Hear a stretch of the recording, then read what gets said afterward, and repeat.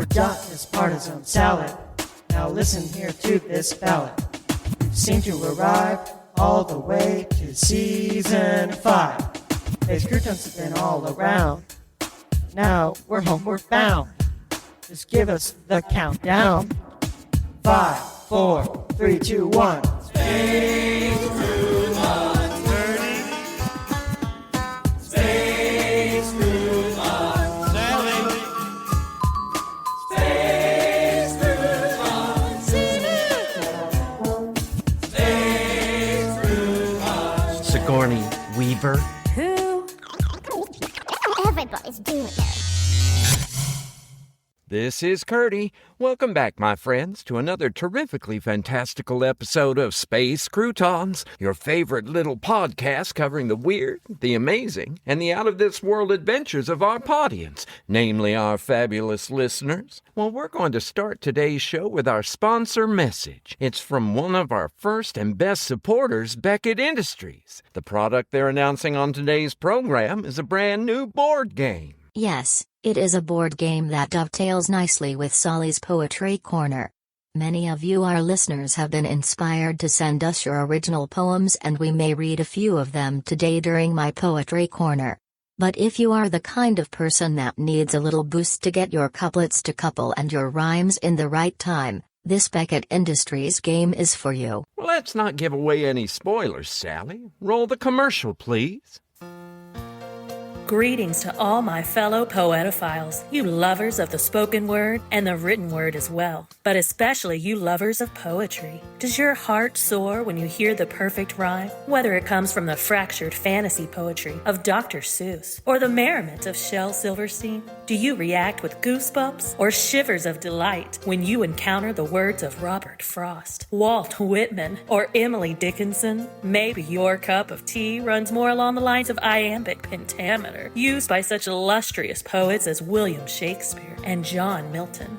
Is a pocket of poems your constant companion, or are you just an occasional user of the poetical literature? No matter your interest level or your skill, Beckett Industries' entertainment division has just the game for you. It is a fun-filled, emotion-inducing, rollicking, fun way to spend 30 minutes or even an hour of your time. Place your order now for Poetry Smoetry. Poetry Smoetry is available at any fine to mediocre retailer, or you can order it directly from Beckett Industries' entertainment division for just 88 micro credits. Once you experience Poetry Smoetry, you will want to purchase another to give as a gift to your friends, neighbors, and relatives. Hurry, order now. Poetry Smoetry is flying out of the warehouse. Brought to you by Beckett Industries entertainment division, striving to serve all of your time travel needs, even for entertainment. We look forward to serving you. Happy time travels.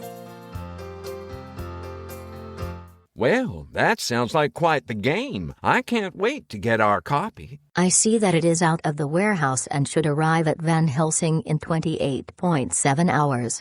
Now for today's show. Well, today we have a special treat. Here with us in the studio is the extremely gifted and talented Professor LeGrande.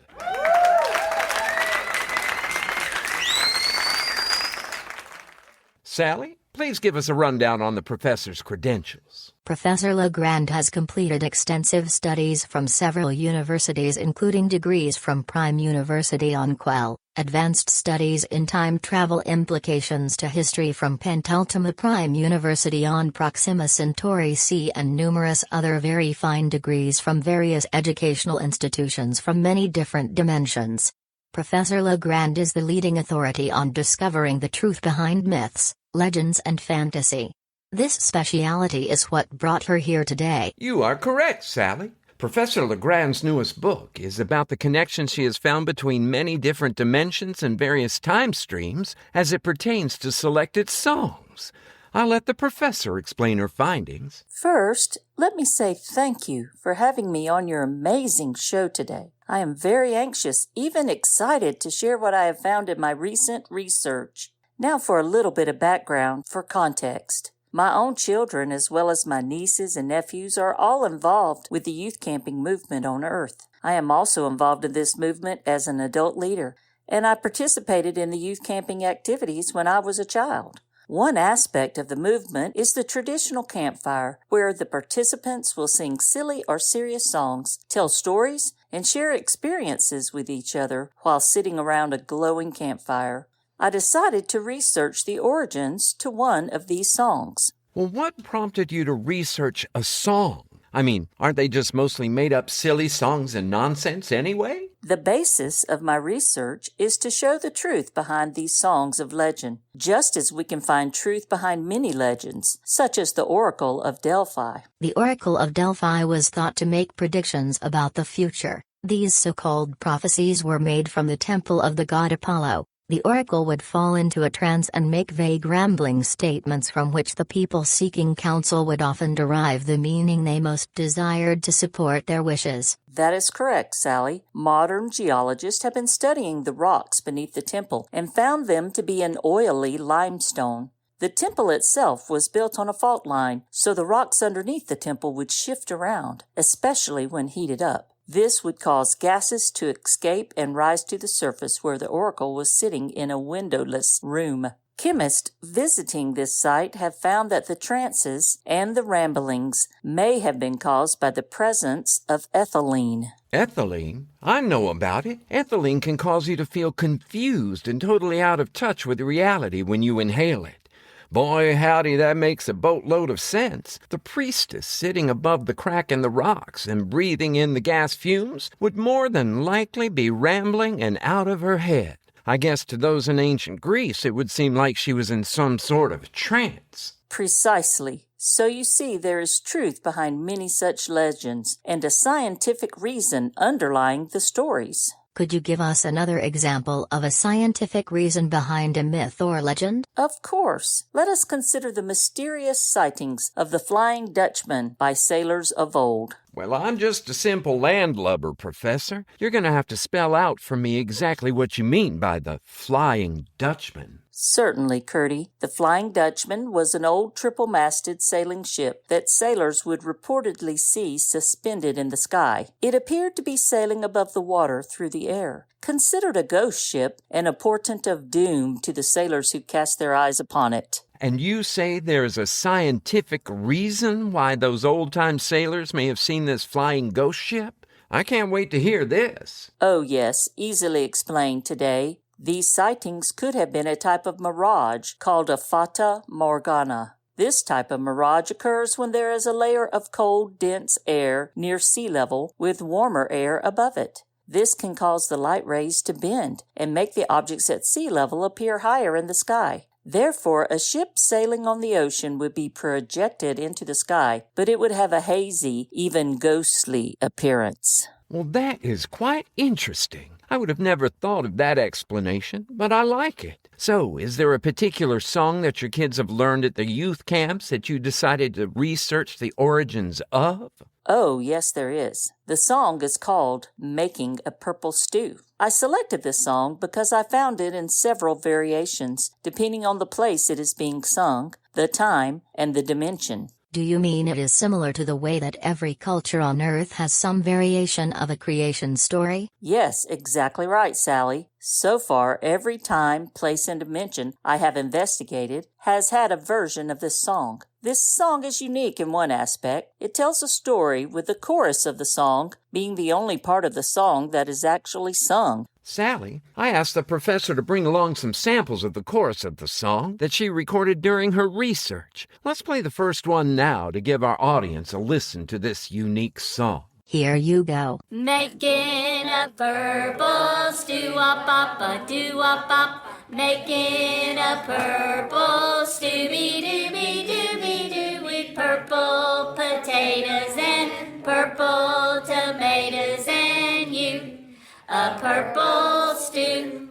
Now, when and where was this chorus we just heard recorded, Professor? This one was recorded in the Earth time of June 2025 at Bluff Springs Campground near McDavid, Florida. My own children were participating in a campfire event, and someone asked for the Purple Stew song. It is a favorite of this particular group, but they are entirely unaware of the significance of the song. And tell us a little bit about the different variations you've found so far. The first version that I encountered in our Earth current time and at the location in Northwest Florida tells the story of fictional purple people eaters who wander through a jungle gathering up 3 different purple animals. Each animal is thrown into the stew pot. Then follows a jokey saying. For example, when they encounter a purple monkey, the purple people eaters grab it up, throw it into the pot, and then the storyteller says, "They thought it was funky to see a purple monkey."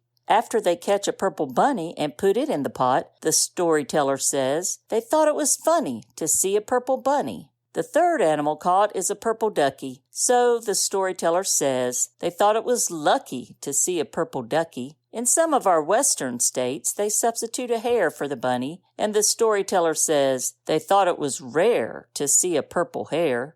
In every version of the song I have studied, the storyteller also winds up in the stew pot. Well, that sounds like a fun song. Kind of makes me want to attend one of these campfires with people singing and sharing around it. It may be silly, but it makes me a little bit nostalgic for a simpler time. I have accessed my resources and found a selection of camping organizations that would allow you to attend a campfire. Would you like me to arrange a campfire opportunity for you? Oh, well, not right now, Sally. Thanks, but we can talk about that later, like after the show is over. Sorry about that distraction, Professor. What other variations of this song have you discovered? There are thousands of variations of the Purple Stew song. In all of the variations, there are always 3 living things, but they are not always purple. Another fun example comes from the zombie dimension. In this example, the zombies are turned purple due to a lab accident occurring on a college campus. As they stagger out of the lab, they catch a turtle, which is turned purple due to the residue on the zombies. The storyteller says, "They staggered in a circle when they caught the purple turtle." Next, they catch a snail, and the storyteller says, "They were hoping for a whale, but instead they caught a snail." Lastly, they catch a rhino that was freed from captivity when the lab explosion occurred, and the storyteller says, "They were feeling very fino when they caught the purple rhino." They try to force the rhino into the pot, but it is too large, and they have to cut it into smaller pieces to put it into the pot. In this version, the zombies try to catch a cheetah, but it was much too fast for them. I have audio of the zombie chorus version of the Purple Stew song with me if you would like to hear it. Of course. Sally, tickle our eardrums with the zombie chorus, would you please? Make it a purple stew, make it a purple stew, dooby purple potatoes and purple tomatoes and you, a purple stew. You mentioned earlier that the only part of this song that is actually sung is the chorus. Is the chorus always the same, or does it vary in the same way that the story does? Well, that is an excellent question, Sally. What do you say, Professor? I have documented thousands of versions of the storyteller's story, but interestingly, not nearly as many variations of the chorus. Over 95% of the choruses are about making a purple stew. There are 3 significant variations on the chorus. Well, I would love to hear those. Did you bring any other recordings with you? With your auditory format, I felt it would be prudent for me to bring along supporting audio. So, yes, I have recordings of these different choruses. I have queued up one of these choruses now. It is about making a witch's brew. Would it be all right to hear the story that goes along with this chorus before we hear the chorus itself?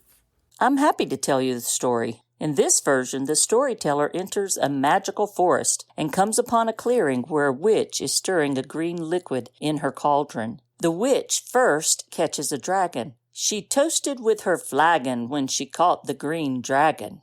The dragon is too large to go into the pot, and its scales are too hard to cut up with a knife, so she cast a spell that makes the dragon small enough to go into the cauldron. Next, a green, ghostly figure floats into the clearing, and the witch uses her broom to sweep the figure into the cauldron. She made a loud toast when she caught the green ghost. The final animal to enter the clearing is a 2-headed hound, with each head having a green tongue.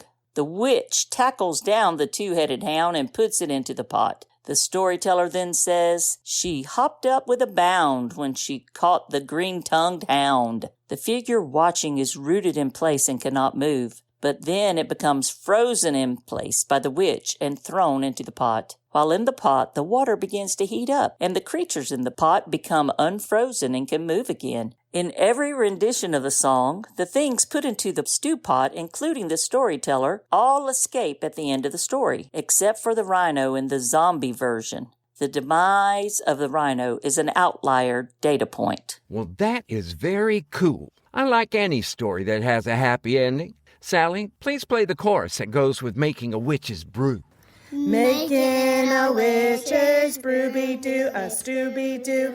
Making a witch's brew-be-doo-be, stew-be-doo-be, with green goblins and green froggies and you, a witch's brew. The rhyming in this chorus is far inferior to the more complex rhymes that humans are capable of. It seems the work of a rudimentary artist, even childlike in its construction. Oh, I apologize for my AI friend Sally. She's trying to establish herself as an original poet and has written several pieces that we've aired on our show. She fancies herself an expert on all subjects, and I just hate to tell her that she's just very good at synthesizing the work of others and using it as a springboard for her own work.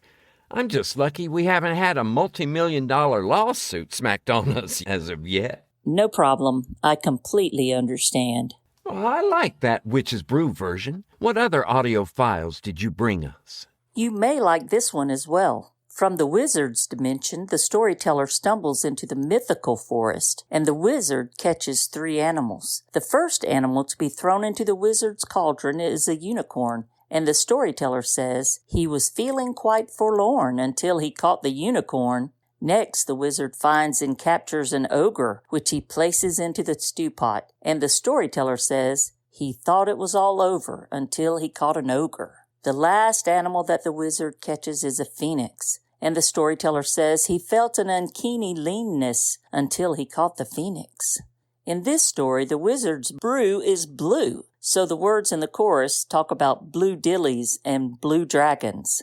Oh, well, go ahead and play the Wizard's Brew chorus now, Sally. Making a wizard's brew, wop-pop-a-doo-wop-pop. Making a wizard's brew-be-doo-be-doo-be-doo-be, with blue dillies and with blue dragons and you, a wizard's brew. There is a common thread in all of these stories, as you have stated, Professor. But correct me if I am wrong, didn't you say that you found a connection to our past through this song? Some basis in history for the origin of this silly campfire song? You are correct, Sally. Thank you for bringing us back on point. The oldest version of the Purple Stew song that I could find was found in the desert area of New Mexico. In this version of the song, the storyteller goes out one night to stargaze in wonder at the desert sky. Out of the inky darkness, a humming sound is heard, and aliens land a dish-shaped ship. The first thing the aliens do is use an intense light beam to start a fire, and then suspend a large metallic pot over the top of the blazing fire. The aliens grab a great brown bat first, and once they touch the bat, it turns purple. The aliens put the purple bat in the pot, and the storyteller says they raised their purple hats when they made a purple bat. Next, the aliens snatch up a great horned owl right off the top of a prickly cactus. They turn it purple and add it into the stew pot. The storyteller then says they let loose a great big howl when they made a purple owl. The last animal that the aliens capture is a striped skunk, and quick as a flash, before the skunk even has a minute to deploy its famous smelly defense spray, the aliens turn it purple and toss it into the pot. Then the storyteller says they thought it was pretty funky to make a purple skunky. Well, it doesn't sound all that different from the other stories being told along with this chorus. What makes it so special? This is the oldest version of the song I have discovered in all of Earth's dimension. In fact, it is the oldest version I have found in any of the dimensions I have visited. But I have evidence that prior to the introduction of this song to the oral tradition, there was no color purple on Earth. Can you imagine it? No eggplants or purple grapes, no purple iris flowers, and no purple anywhere in anything. Please relate to our audience your evidence to support this supposition. I am sure that they would want to hear your scientific reasoning behind such a mind-boggling statement. You got that right, Sally. Our audience members are one of a kind, unique, inquisitive, and curious. It's just like my dad used to say, "You know something, boy? Everyone is always saying that curiosity killed the cat. But don't you believe it? Curiosity is the best prompt for learning that there ever was or ever will be. But you've got to stop being so curious about where your mom and I have hidden your Christmas presents, or they'll all be going back to the thrift store." So, Professor, we all want to hear more. Please, satisfy our curiosity. I'm sure you know about how geologists and archaeologists study the age of rocks and fossils by using carbon radiometric dating. Colors can also be evaluated using an instrument called a colorimeter. My good friend and fellow scientist, Dr. Picayune, has developed an instrument called a radiocolorimetric dating device, which gives both the age of the fossil and what color it was before becoming a fossil. Together, we evaluated hundreds of thousands of fossils, and we were able to show that no color purple existed in nature prior to the year 835 BCE. This is also the very same time frame for the oldest version of the Purple Stew song. Are you saying that this evidence shows a correlation between purple plant and animal species in the fossil record and this campfire song? I know it may not sound like Sally's being skeptical right now, what with her monotone inflection and all, but I assure you that is her skeptical voice.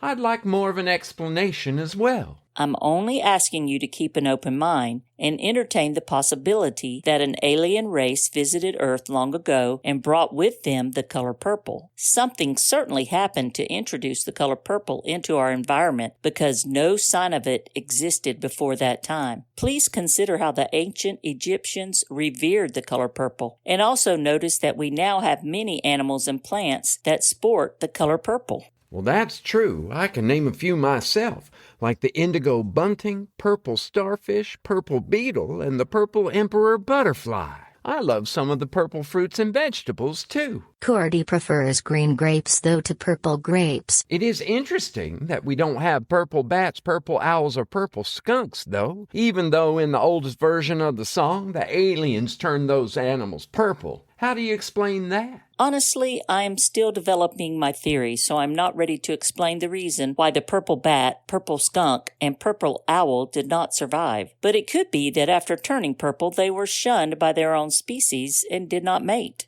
According to my testing, those purple things you mentioned and all of the other unnamed species of purple flora and fauna are nowhere to be found prior to 835 BCE. Furthermore, I propose that these aliens could have come from the planet Kepler 11e that NASA discovered. Incidentally, it is a purple planet. Well, I guess I missed that announcement. Sally, remind me to check out alerts and announcements from NASA on a weekly basis. I need to do a better job of staying up to date on all things space-related. Yes, Curdy, it is done. I have also reviewed all of the information about purple planets, and the professor is correct. The planet Kepler 11e may indeed have alien life.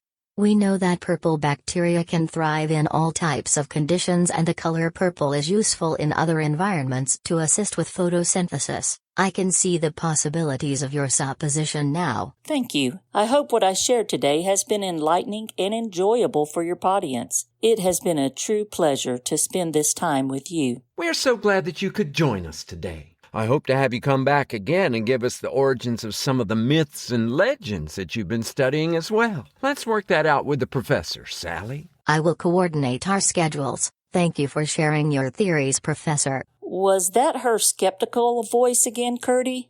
Oh no, that was definitely sincere. We'll see you next time, Professor. Goodbye. Until next time, my friends.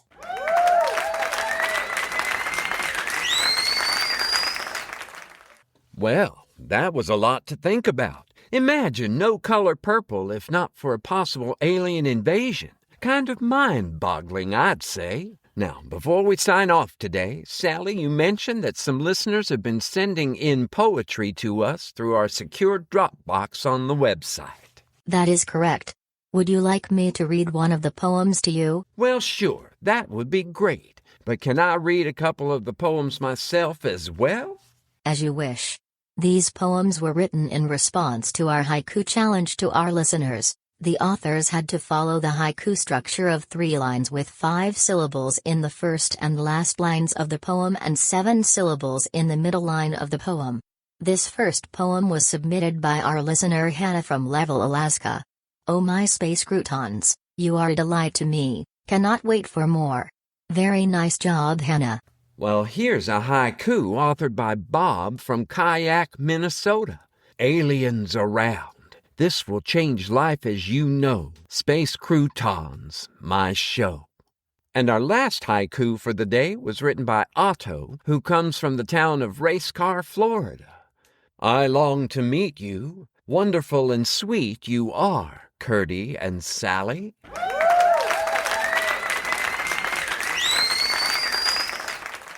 SALI, please tell the listeners what they'll receive for being selected as winners in the Haiku Challenge. No, Curdy, these are not the winners, just the first selections to be shared during our podcast. The challenge is ongoing. Winners will be determined at a later time. They will receive a handcrafted Space Crouton travel mug and a chance to meet us in person at Twin Cities Con in November in Minneapolis. Okay, my mistake. Thanks for correcting me again, SALI. You heard it, people. Get those haiku form writing pencils in gear and send us your best efforts. Your work may be selected and featured on an upcoming episode of Space Croutons. Here's hoping that you keep peace in your heart until our next story time.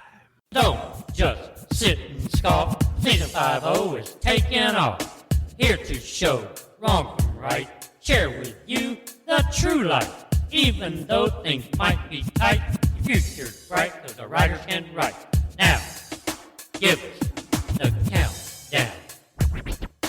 5, 4, 3, 2, 1. Space Croutons, Curdy. Space Croutons, SALI. Space Croutons, Space Croutons. You know, aliens. I'll give you alien. Space croutons again and again, no matter where, no matter when, they're to be found, the legendary now. So let's count up season 1, 2, 3, 4, 5.0. Now here we go! Space croutons, Curdy. Space croutons, SALI. Space croutons, Space croutons. Because in space, no one can hear you sing. Whitney Houston, we have a problem.